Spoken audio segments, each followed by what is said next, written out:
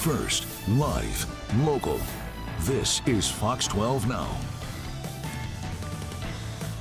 Welcome back to Fox 12 Now. We are live streaming from the Fox 12 Warrior newsroom. There is a live look at our ski bowl camera as of this moment, looking out there over Mount Hood. Still some snow in the mountains, but not a lot. And I think we're all well aware that snowpack has been pretty light this year, and that means things could get pretty dry. And wildfire season is not that far away. So we're going to be talking about that here during this segment. And again, we're here every weekday from 1 p.m. to 4 p.m. So thanks for joining us for this conversation. But yeah, we want to talk about how to prepare for the event, in the event of a wildfire, how to prepare your property and your home, and different ways you can make sure that you're getting ready for that. And to do so, from the Oregon State Fire Marshal's office, we've got John Hendricks joining us. And John, great to see you and have you on here. And I guess I'll start off just by asking you, how is it looking from your end when it comes to, the upcoming potential for wildfires? Yeah, we've been watching those forecasts and working with our partner agencies, the Oregon Department of Forestry, the Northwest Coordination Center in Portland, and we rely on them for those outlooks. So we would defer any predictions or forecasts to those folks, but our agency is always ready to go. We're an all-hazard agency, so 365 days of the year, we're ready to work with the Oregon Fire Service to be able to respond to different emergencies like wildfires, flooding, and different things like that. The one thing that we are asking folks to do right now is if you are concerned about the upcoming summer or wildfire, is to do those things now that you can be prepared in case something does happen or we do end up having a bad season.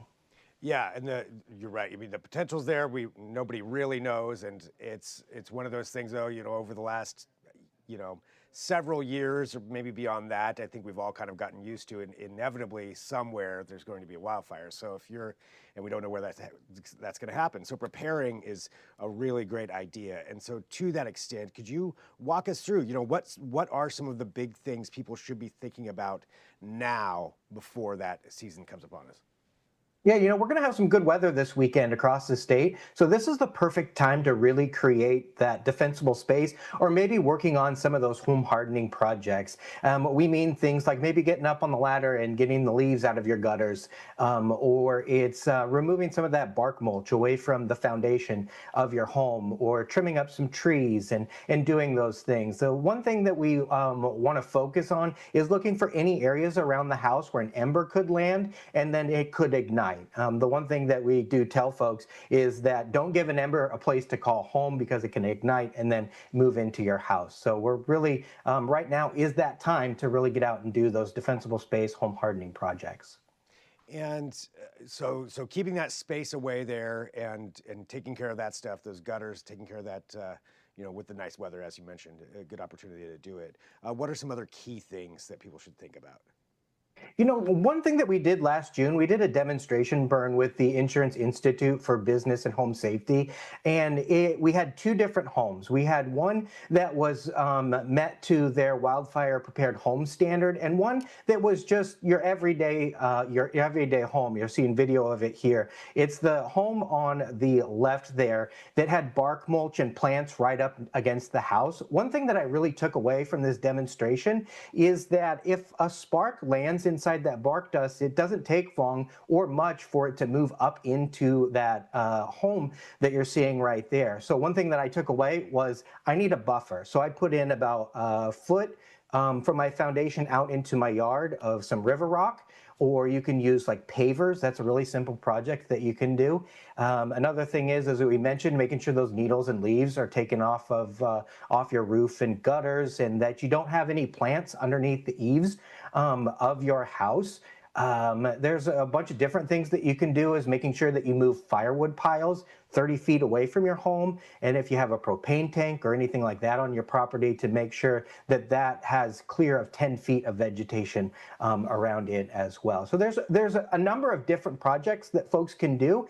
And we understand that we're all competing for time, whether it's with soccer games on the weekends or maybe just getting out and enjoying the weather. We've had a couple rainy days, so we're competing for that time. So we're asking folks to just take one project at a time. Like as as I mentioned, I did some gravel or some river rock around my house. I did that all last summer. This summer, I'm going to be kind of focusing on my fence. I have a wood fence around my property, and one thing that I learned from that burn is that I should have a metal fence or a non-combustible gate that touches my house, because that wood fence can catch on fire and then it acts as a wick. And can lead up to your house and catch on fire. So there's just different projects that I'm working on, and each one kind of reduces my home's risk to any sort of wildfire impacts. That's a great idea, and I didn't even think about that myself. I'm like, I've got that and that at home. I need to work on that. But yeah, taking it one project at a time just to make sure that, you know, it can get overwhelming. But that's a great idea, just to reduce that risk and the potential should something happen. These are great ideas, and you mentioned that there's somewhere people can go also to follow along with some of these guidelines. Yeah, one thing that we do at our agency is we offer free defensible space assessments. So if you're like, oh man, I don't know where I should get started, you can go onto our website, OregonDefensibleSpace.org, and you can sign up for a free assessment. We're working with the Oregon Fire Service and some other partners, and we'll come out and walk your property, walk your home with you, and give you a tailored list of things that would be good to do and give you a starting place to get going. We also launched a new website, or new webpage on our website. People can go to preventwildfires.oregon.gov, and you can create a custom list if you aren't wanting to go that assessment route. We've got some items there. You can like go through there and then email a list of those things to yourself, and then just do them one at a time. So though we've got a lot of options that folks can go to really learn about what works, what doesn't, and different things like that. Great thing to go through, and that's a great resource too. Anything else that you think is important for people to know? You know, one thing that we want to focus on this year is reducing the number of human-caused fires. We see them every year. It kind of ranges between that 65, 85% range where our fires are caused by humans. And already in March, we've seen a number of debris burns that have gotten away, especially on the east side of the state. So we're asking folks, our agency really would like to see folks either chip their debris, recycle it, or compost it, but we understand that if you can't do those things, that burning is an option, that you just follow the regulations, you're checking the weather forecast, you have water on hand, and you never leave that fire unattended, and make sure that it's out before you leave, so we can really reduce those number of fires that we're seeing. Yeah, good. Anything to reduce those human-caused fires. That's a great idea there. Well, John, thank you, for joining us here too, just to talk about this. And I think this is important for everybody to think about and go through, and just keep in mind some of those. I'll be thinking about this all day. When I go home, I'm going to start planning out some things that I'm going to be doing. So it's for everyone.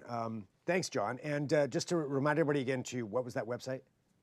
Yeah, so there's two websites. You can go to OregonDefensibleSpace.org or PreventWildfires.oregon.gov. All right. Thanks so much, John. Yep, thank you for having me. And for everybody watching, this is Fox 12 Now. We're going to take a quick break. We'll be back here in just a little bit. We're actually going to be joined by the Sheriff of Multnomah County to talk about some things going on at the Multnomah County Sheriff's Office. So that's going to be happening. You might see the programming switch if you're watching live, but thanks for watching us, whether that's on our apps or live stream, wherever you found us. We appreciate it. And feel free to share these segments as well. So we'll talk to you soon with more. I'm Greg Nibler. This is Fox 12 Now.